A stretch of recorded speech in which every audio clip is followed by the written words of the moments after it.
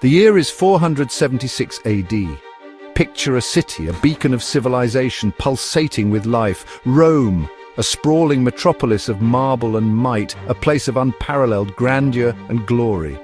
This is Rome at its zenith, a marvel of human achievement. The Roman Empire, vast and powerful, stretched across continents, from the sun-drenched shores of the Mediterranean to the wild forests of Britannia. This was a realm where Roman law reigned supreme, a realm where the Roman legions were invincible. The heart of this empire beat strong within the city of Rome, a city teeming with life and energy.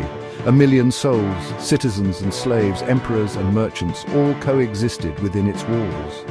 But even in this golden age, a shadow lurked, a darkness that whispered of decay and decline. This is the epic tale of how the once mighty Roman Empire crumbled, how the eternal city fell. Centuries before its fall, Rome was a republic, a small city-state striving for dominance. Through blood and iron, through cunning and courage, Rome expanded its reach. The Roman legions, disciplined and ruthless, conquered lands far and wide. Their victories brought wealth and glory back to Rome. The city flourished. This was the Pax Romana, a time of unprecedented peace and prosperity within Rome's borders. The empire reached its zenith under Emperor Trajan, stretching from Spain to Syria. A golden age had dawned. Rome's achievements were remarkable. A network of roads, the envy of the world, connected the empire. Aqueducts brought fresh water to its bustling cities.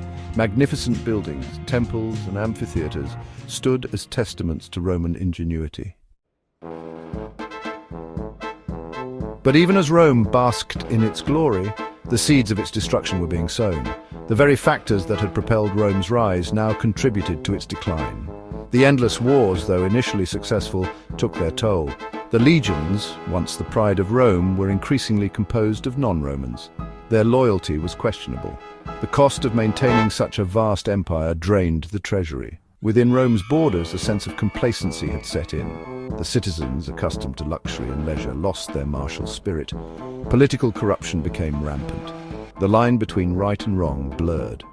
The once efficient administration, bogged down by bureaucracy, struggled to govern the vast empire.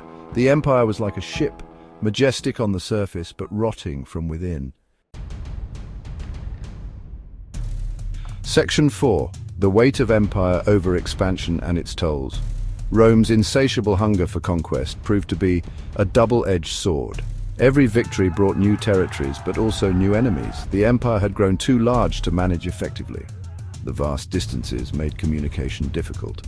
Suppressing rebellions in far-flung provinces became a logistical nightmare. The cost of maintaining legions on multiple fronts was crippling. Moreover, the constant influx of wealth and slaves from conquered lands had its own insidious effects.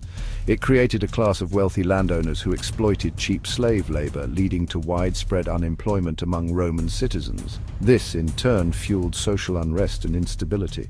The gap between the rich and the poor widened into a chasm. Rome was a society divided. The seeds of discontent were sown.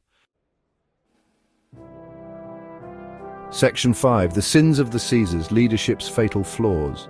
The once mighty Roman Empire, weakened from within, now faced another threat: incompetent and corrupt leadership. Gone were the days of wise and just rulers like Augustus. Instead, the throne was often occupied by men driven by paranoia, greed, and lust for power. Emperors like Caligula and Nero, more interested in their own pleasure than the welfare of their people, brought Rome to the brink of ruin. Their reigns were marked by extravagance and cruelty. Political assassinations became commonplace. The Praetorian Guard, once the protectors of the emperor, now held the real power, making and unmaking emperors at will.